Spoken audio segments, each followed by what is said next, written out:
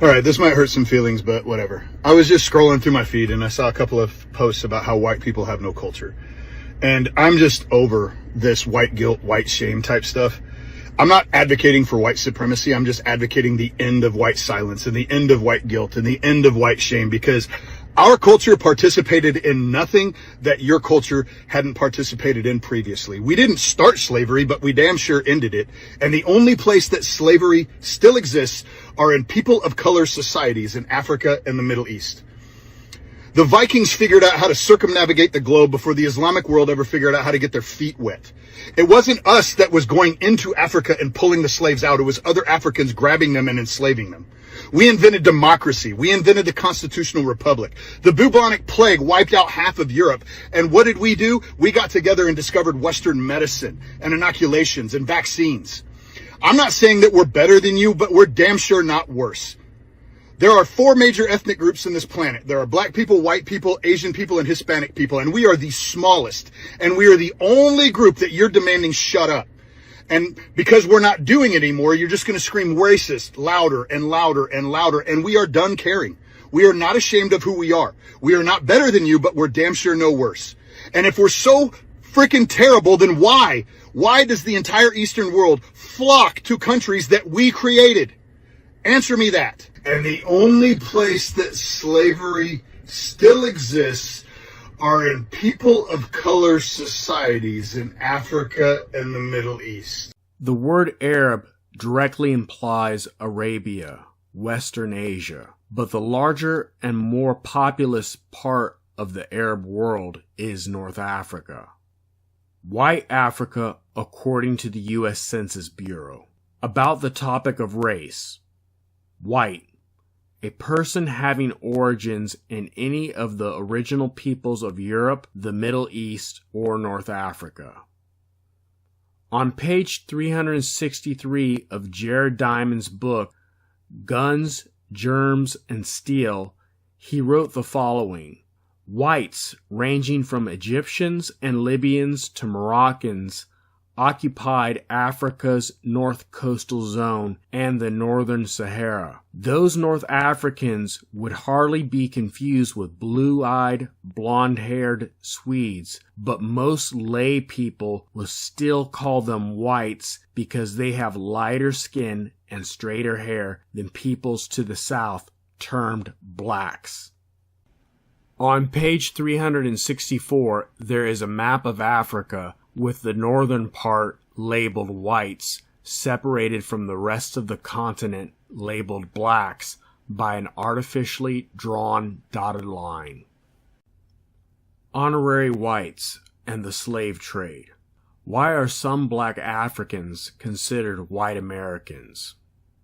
Modern slavery still exists in the portion of Africa labeled as White Africa by the U.S. Census Bureau, the same that is dominated by Arab culture.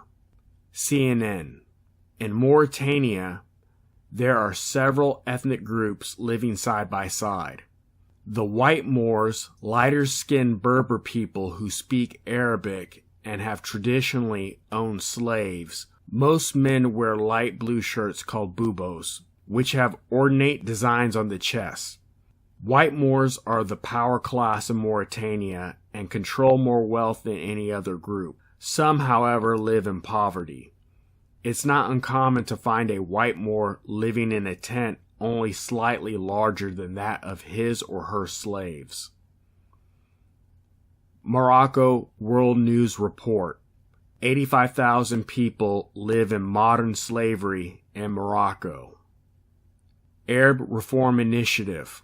Invisibility and Negrophobia in Algeria.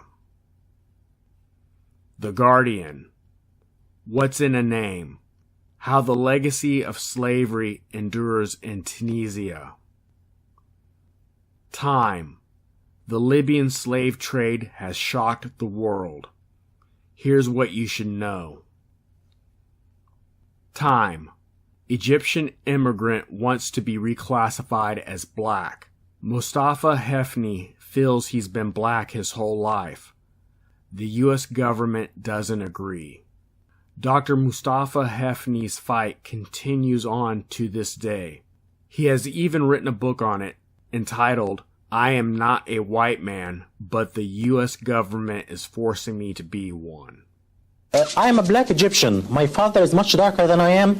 My mother is lighter than I am. I came to the U.S. in 1978, and I became a U.S. citizen in 1985. When I became a U.S. resident, I was told by the Immigration and Naturalization that I am white. And I told them that I'm black, and they said, no, in this country, you are white. All Arabs in this country, all Arab immigrants are white.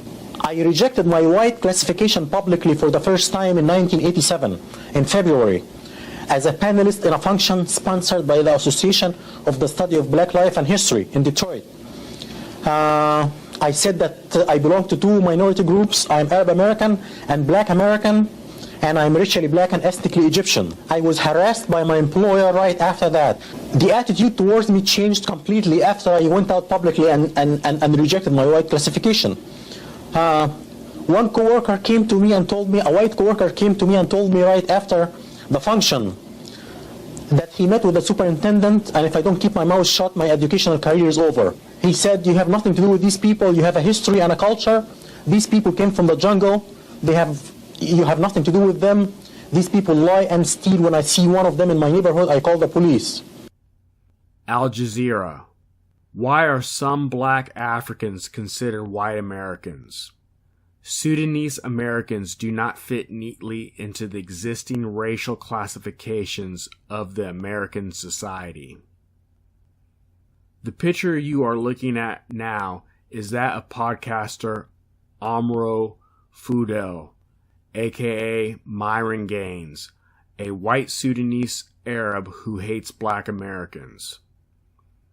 Like a girl that they took serious, like it was his girl at one point, 100% off limits. Bro, even if it is a 304, I'm still like, okay, so I don't want guys, to. I don't want to. Some guys are different about it. Like some dudes are like, yeah, this is gonna be funny. Eskimo Brothers is for a funny story and shit. But and then some guys are like, hell fucking no. I've noticed with black dudes, they don't like doing that shit. White guys, we're all like, yeah, well, I said we. Yeah, black dudes, they don't like doing that shit. White guys, we're all like, yeah, well, I said we. Yeah, but not me. He's white. He's white, Dustin. He's white. He a black bro. Hey, man. That was natural. I officially just stamped Myron as white. Yeah. What you're looking at now is the magazine Knowledge, October 7th, 1961, number 27. The new color magazine, which grows into an encyclopedia. Included in the white or Caucasiform group, bottom right corner, is the Ethiopic race, Ethiopian or Ethiopia Somaliland.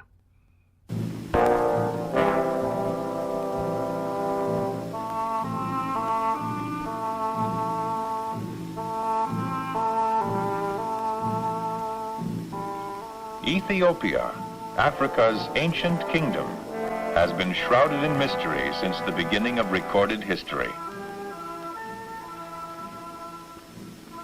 Ethiopia is located on a high mountainous plateau in northeastern Africa, a region remote from the rest of the world. In ancient times, Ethiopians were continuously at war with plundering bands of invaders, but their willingness to fight turned back all enemies.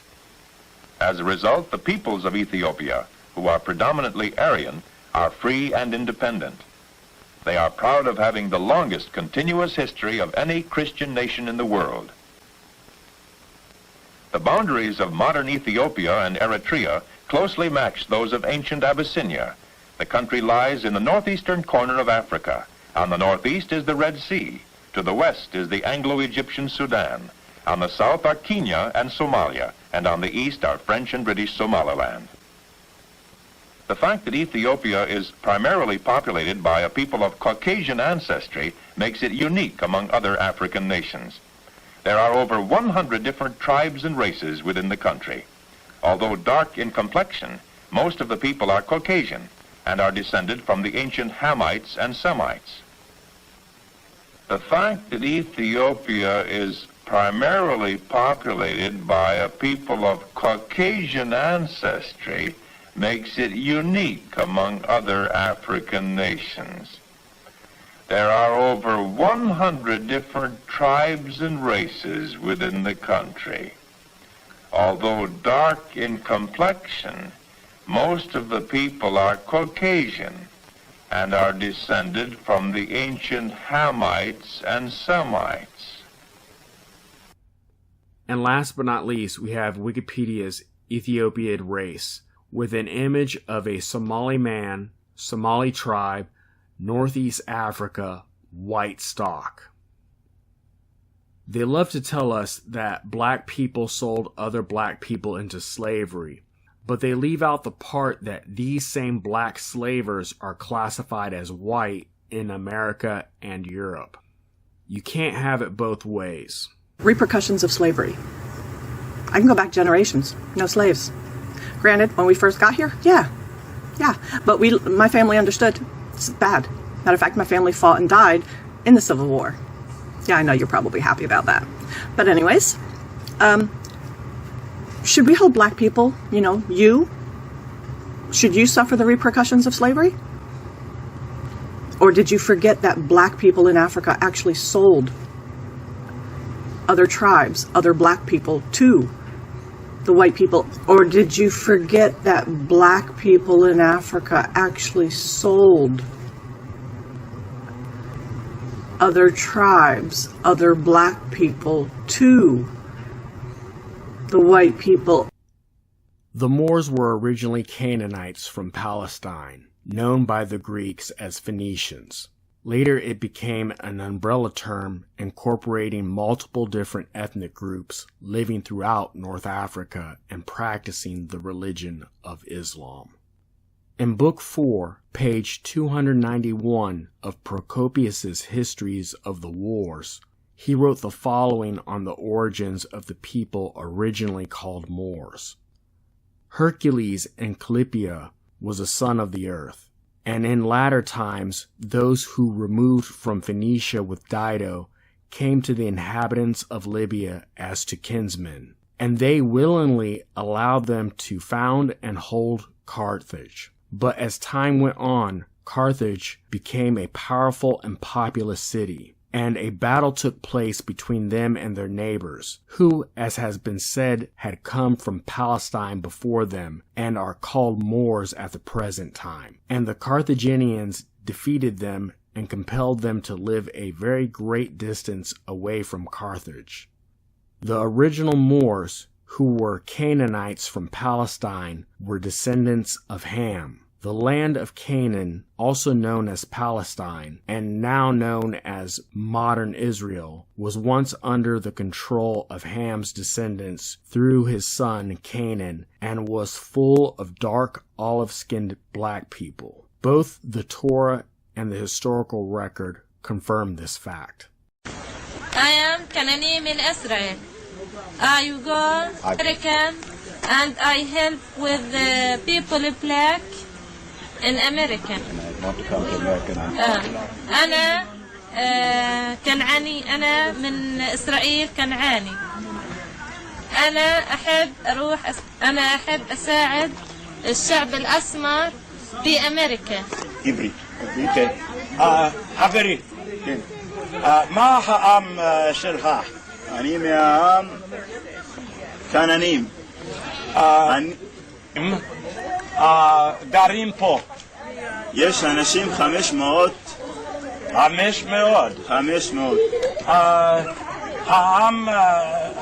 פה כנענים? Yes, yeah. We have a little Canaanite boy, and he is with the donkey, and he's taking care of his sheep. A responsible young man. They're goats, and one of them's got great big horns. I hope he doesn't hit me. This is what we're called. Move in some, Dad. Move in some. I don't have my wide angle. I can't get the Okay. How of me? Now, how am I now? I can't see. My people are in Israel. Yes, indeed. Near Jerusalem, where Rahab was. Near Jericho. Some goats here with some long horns. Oh, let me get out of the way here. Can you get? Page 102.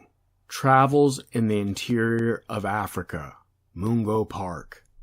Before the Arabian conquest, about the middle of the 7th century, all of the inhabitants of Africa, whether they were descended from Numidians, Phoenicians, Carthaginians, Romans, Vandals, or Goths, were comprehended under the general name of Morai, or Moors.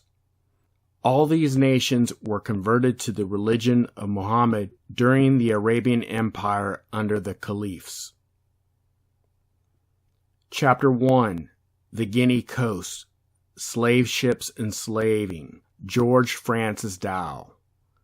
Not long after the Gulf of Guinea was discovered by the Portuguese navigators, and at least 2 decades before Columbus sailed from Palos, a slave market was set up at Lisbon, at which Negroes from the Guinea coast were sold to anyone who would buy. It was the Moors who had told the Portuguese of the black-skinned people living in great numbers to the south of the Great Desert, a race cursed of God and predestined as slaves. Page 98. Golden Age of the Moor, edited by Ivan van Sertima. Slavery was aggravated by the rather distorted demands of capitalism. Rulers in the Sudan were often ready and willing to comply because of the money involved. Apart from this, they conceived of themselves as possessing ethnicities different from the people they sold. The 18th century saw not only the economic ascendancy of Europe, but a great devaluation of African humanity south of the Sahara. And according to a recent writer, while the Turks, Arabs, and Berbers would marry their daughters off to European slaves, marriage to a man of the Sudan, slave or free, was considered denigrating. Now here in this passage, where the author is speaking about the Sudan, he is not referring to the modern countries of Sudan and South Sudan, which were once collectively called Nubia, but to the geographic region to the south of the Sahara, stretching from West Africa to Central and Eastern Africa, known by its Arabic name Bilad al-Sudan, the land of the blacks, or Negro land. Introduction. Page Roman numeral XI. Tipu Tip and the East African Slave Trade. Leda Farrant. His vanity would have been flattered by Stanley's description of their first meeting, but for one detail, the mention of his negroid complexion. Tipu Tip was very touchy on this subject. He considered himself a pure Arab, and the fact that anyone should notice that his complexion and features betrayed some African blood annoyed him intensely. In fact, he inherited his negroid features from an African great-great-grandmother. Let's take a quick look at Tipu Tip's family tree. In Arab culture, lineage is traced through the male line, as it is in Israelite culture. We can see that 4 generations back, there is a single unnamed African woman in Tipu Tip's family tree, making him 1/8 African and 7/8 Arab. All of his male ancestors are Arab men. Now, those are either some powerful African genetics, or is it that the original Arabs shared a similar phenotype to other groups on the African continent? Remember what we previously read from James Pritchard's Researches into the Physical History of Mankind. But we ought not entirely to pass by the circumstance that the Abyssinians, though of Arabian origin, have a dark olive complexion in Africa, or those instances in which it appears that the genuine descendants of Arabs are nearly black. Now let us continue. Hamid bin Muhammad, later nicknamed Tipu Tip, was therefore almost justified in considering himself a full-blooded Arab gentleman, despite his negroid features. He certainly behaved like an Arab, but he was perhaps a little more insistent in demanding respect from all who met him than the average Arab trader. His narrative is frequently peppered with the words, They treated me with great respect, and one soon gets the impression that this powerful man suffered from at least one inferiority complex, which perhaps explains his wish to be recognized as the benefactor of all the explorers who passed through his territories. In those days, an Arab would consider it a great slight to be mistaken for an African. Once again, for those that love to say that black people sold black people into slavery to white people, according to the U.S. Census Bureau, both of these men are classified as white. These are the word games that they play. They are only black when it is convenient, and they consider themselves of possessing different ethnicities than those that were sold. Repercussions of slavery. I can go back generations. No slaves. Granted, when we first got here, yeah. But my family understood it's bad. Matter of fact, my family fought and died in the Civil War. Yeah, I know you're probably happy about that. But anyways, should we hold black people, should you suffer the repercussions of slavery? Or did you forget that black people in Africa actually sold other tribes, other black people to the white people? Or did you forget that black people in Africa actually sold other tribes, other black people to the white people? The Encyclopedia Americana, complete in 30 volumes, 1829-1949, New York, Chicago, Americana Corporation, Africa, page 217, Social Conflicts. Warfare and headhunting have been the social conflicts, both now controlled by European governments. The greatest military organizations were those of the Maasai in East Africa and of the Zulu in the South. In Dahomey, West Africa, women called Amazons formed part of the standing army. Slavery was due to the raids of Arabs and Hamites on Negro communities. A form of domestic slavery existed among the Negroes themselves. The slaves were prisoners of war, criminals, and those who could not pay their debts to other members of the tribe. Domestic. Origin. Late Middle English, from French, domestique, from Latin, domesticus, from domus, house. Domestic. Adjective. 1. Relating to the running of a home or to family relations. Domestic chores. Domestic violence. Of or for use in a home rather than an industrial or office environment. Domestic appliances. 2. Existing or occurring inside a particular country, not foreign or international. The current state of U.S. domestic affairs.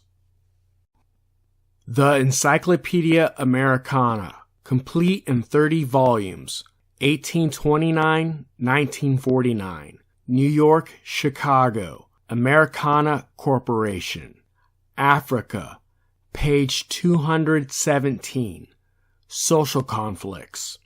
Warfare and headhunting have been the social conflicts, both now controlled by European governments. The greatest military organizations were those of the Maasai in East Africa and of the Zulu in the South.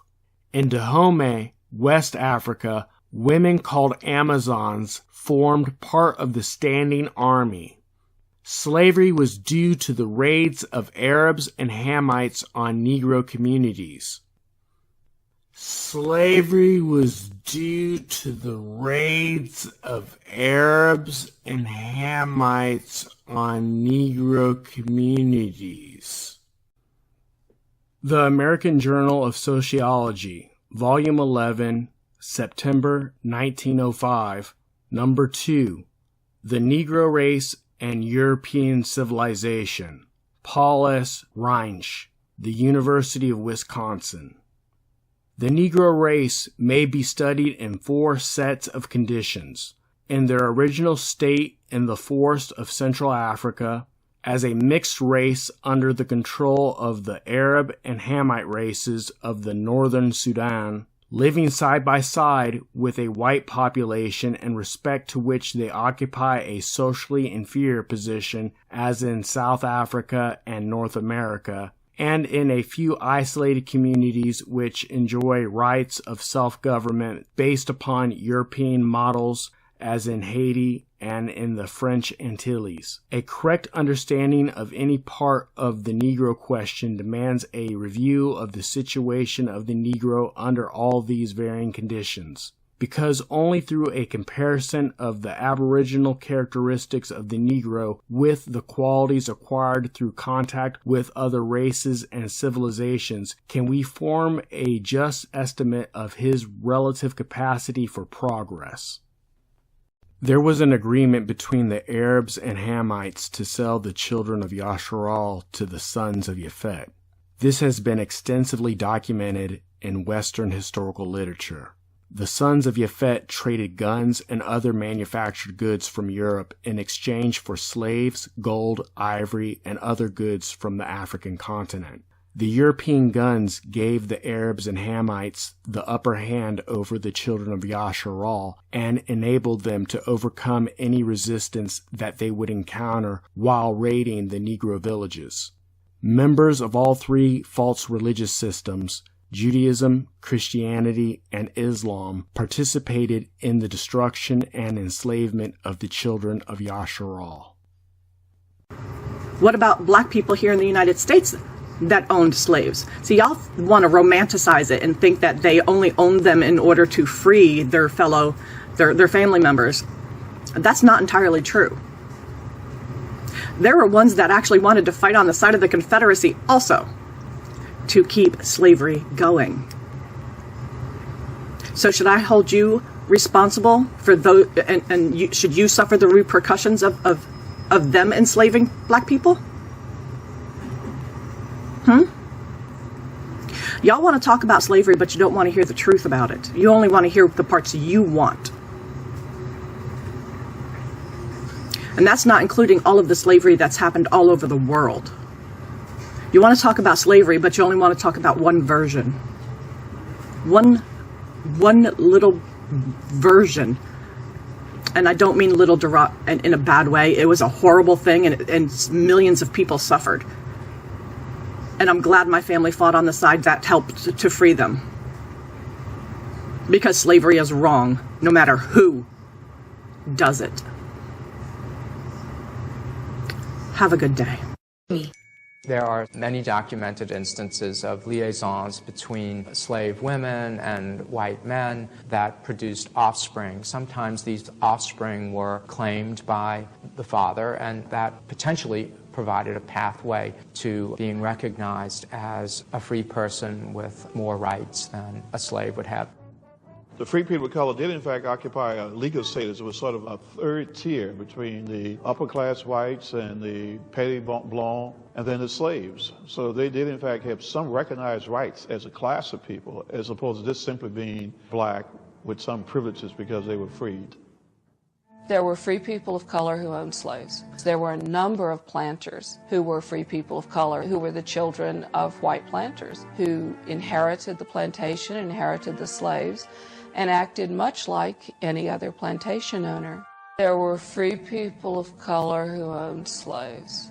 There were a number of planters who were free people of color, who were the children of white planters, who inherited the plantation, inherited the slaves, and acted much like any other plantation owner. The reality in Saint-Domingue was that you did in fact have these recognized groups, each having some privileges, and they really were not melded together. There was distance between free people of color and the slaves. You had some extremely well-off free people of color in the Caribbean colonies, and they certainly did not want to be identified with slaves. They didn't want to be identified in any case with Africans. They considered themselves to be as free, and since many of them were educated, as good as their white counterparts. And so you did have that separation.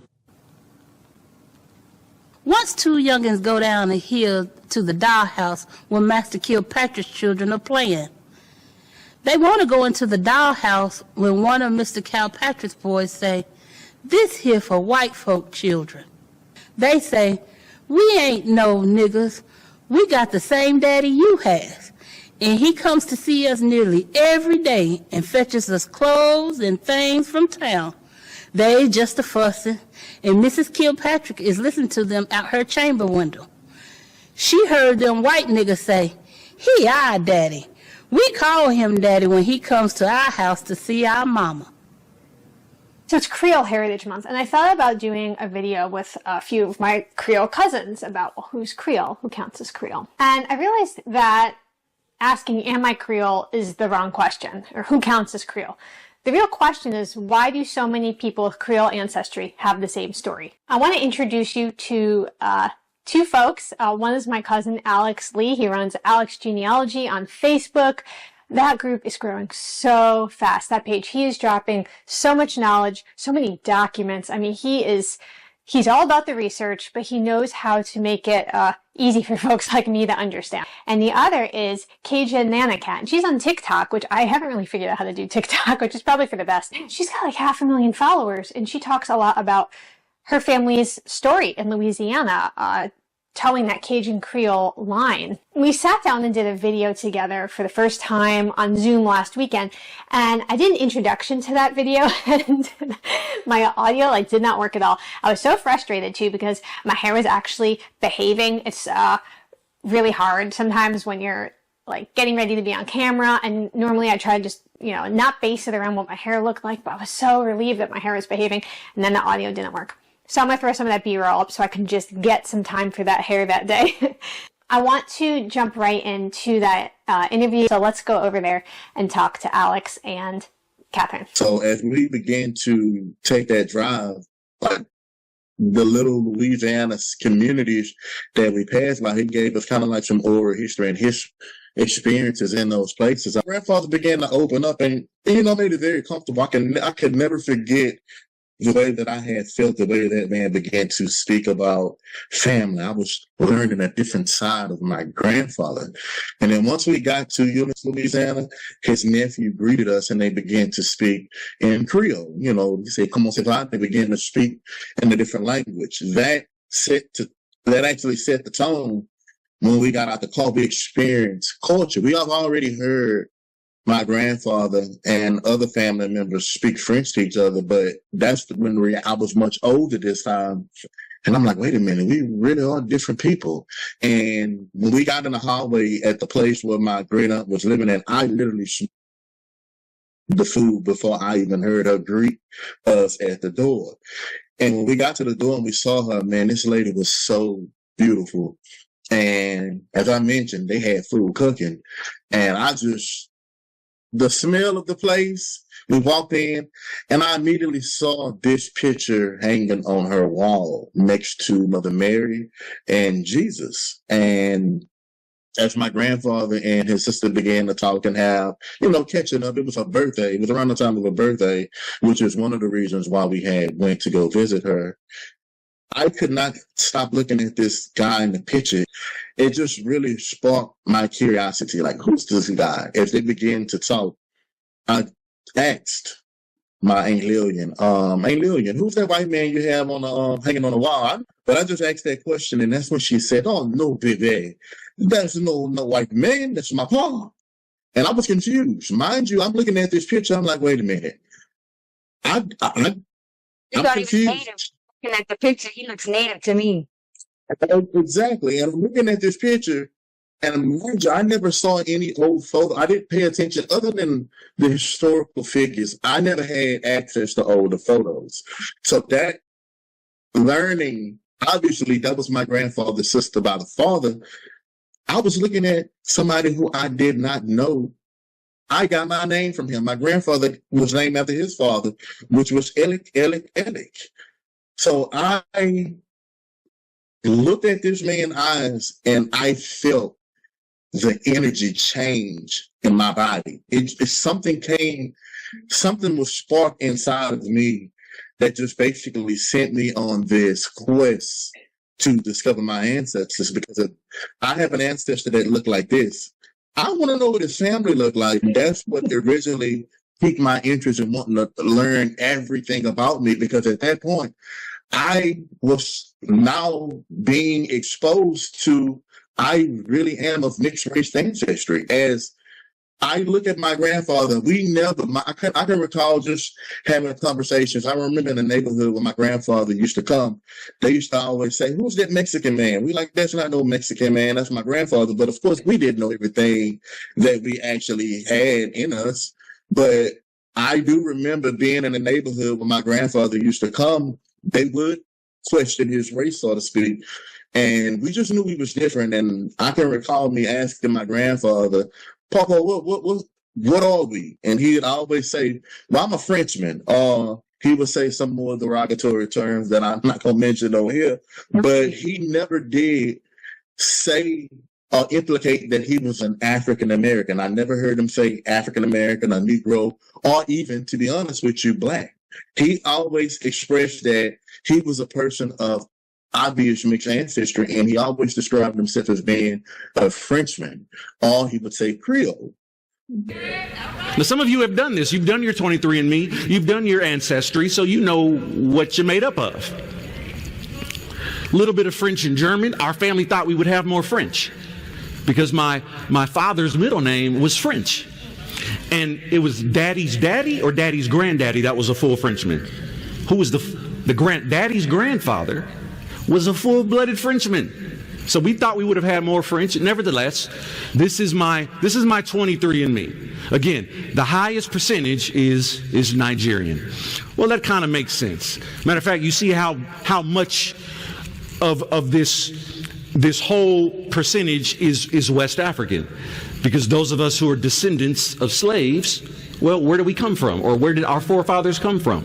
They came from West Africa. So this makes sense. So again, you're 23andMe. If you are what the world would call a black person living in this country who would be a descendant of slaves, your numbers possibly look like this. Now, it depends on your shade of brown or black. That would determine how much European you have in you.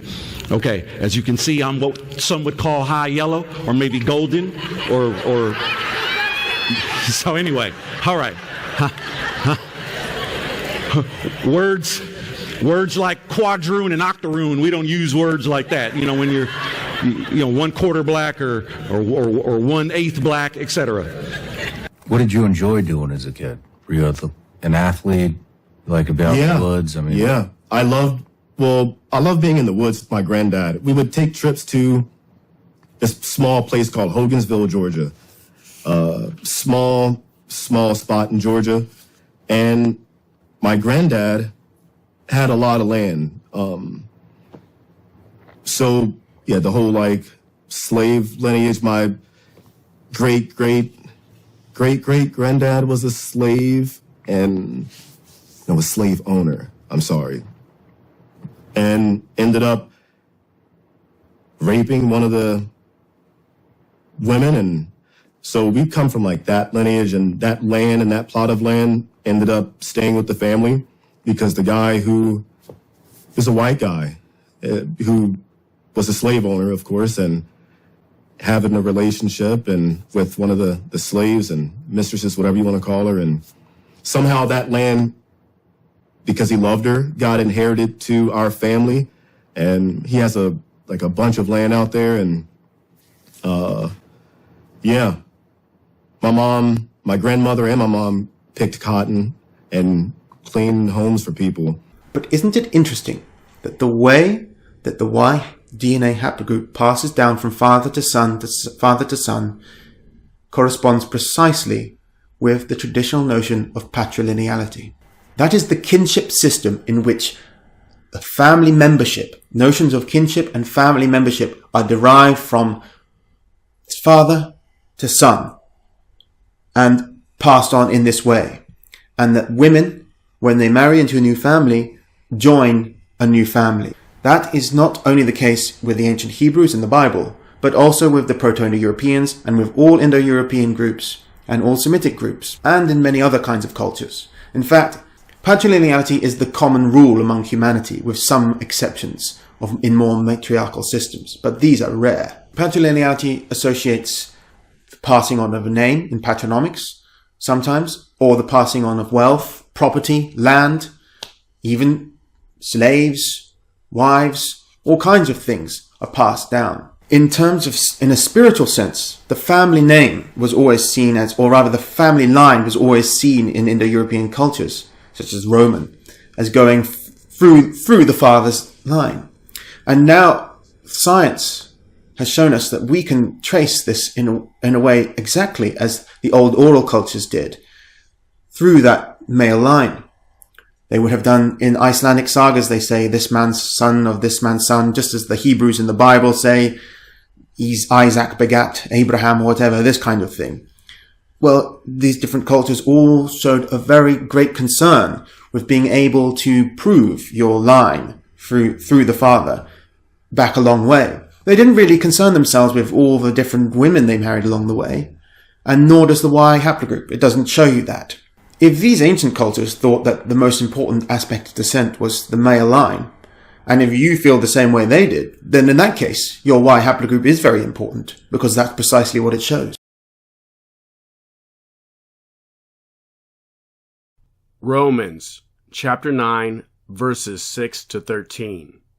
However, it is not as though the word of Elohim has failed, for they are not all Yasharal that are among Yasharal, neither are they all children because they are the seed of Abraham. But in Yitzhak your seed shall be called. That is, those who are the children of flesh, these are not the children of Yasharal, but the children of the promise are reckoned as the seed. For this is the word of promise. At this time I shall come, and Sarah shall have a son. And not only so, but Rebekah having conceived by one, our father Yitzhak. Yet, before they were born, or had done any good or evil, in order that the purpose of Elohim according to choice might stand, not of works, but of him who calls, it was said to her, the greater shall serve the lesser. As it has been written, Jacob I have loved, but Esau I have hated. Hello, everybody. I'm Heather Hayes. And I'm Steve Eager. Federal officials announced the indictments for Gavin Wiesenberg and Tanner Thomas.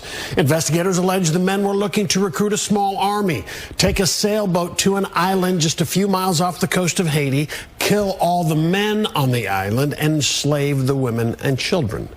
Fox 4's Alex Boyer has more on this bizarre story. Alex.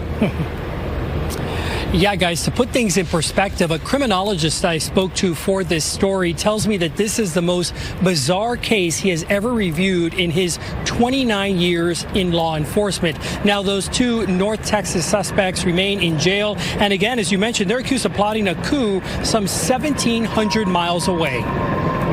These are the North Texas men federal prosecutors say were planning to travel to an island in Haiti to kill the men and turn the women into sex slaves. Dr. Alex Del Carmen calls it the most bizarre case he's seen in his entire career. Well, you know, this is a very unusual case, right? According to a federal indictment, 21-year-old Gavin Wiesenberg from Allen and 20-year-old Tanner Thomas from Argyle had been plotting to invade Gonave Island with a population of 87,000, which is part of Haiti. Prosecutors say Wiesenberg and Thomas planned to invade the island by sailboat, heavily armed, using homeless people they would enlist from Washington, D.C. to murder the men on the island, take control of the territory, and then turn the women into sex slaves. Prosecutors say Thomas prepared for the attack by enlisting in the Air Force for military training, and Wiesenberg enrolled in a fire training academy but later flunked out.